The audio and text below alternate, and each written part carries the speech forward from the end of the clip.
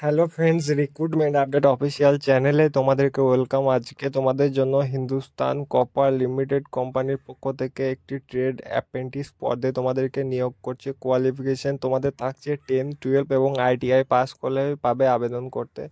All India vacancy আছে এবং এখনও যারা আমার চ্যানেলটিকে সাবস্ক্রাইব করেনি তারা সাবস্ক্রাইব করে নেবে, সাথে পাশে থাকা বেল আইকনটিকে প্রেস করে নেবে।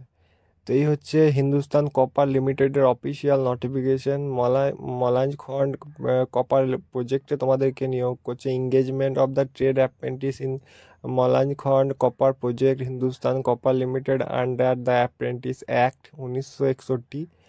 Online application are invited 7 August 2025 citizens of undergoing training at Malanjkhand copper project Hindustan copper limited trade apprentice পদে তোমাদেরকে নিয়োগ করছে, তোমাদেরকে ইনভাইট করা হচ্ছে।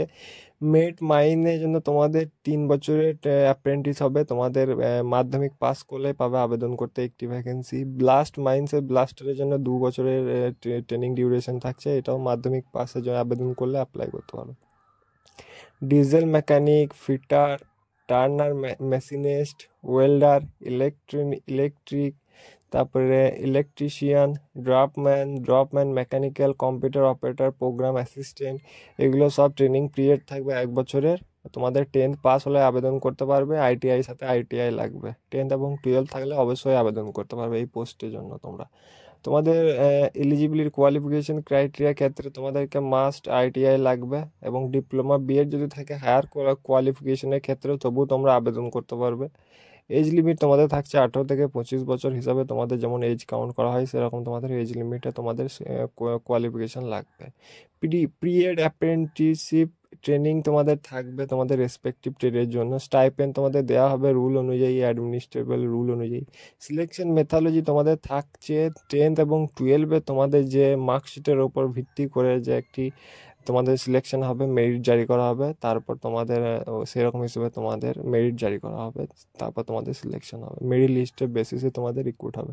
তারপর তোমাদের standard of physical fitness test হবে। ফিজিক্যাল ফিটনেস টেস্টের ফলে তোমরা যদি ফিট হও তো তোমাদেরকে অ্যাপ্রুভ করা হবে। স্টেপ 1-এ তোমাদেরকে এই লিঙ্কের দ্বারা এসে তোমাদেরকে রেজিস্ট্রেশন করতে হবে। রেজিস্ট্রেশন করার পর সমস্ত যাবতীয় তথ্য তোমাদেরকে ফিল আপ করতে হবে।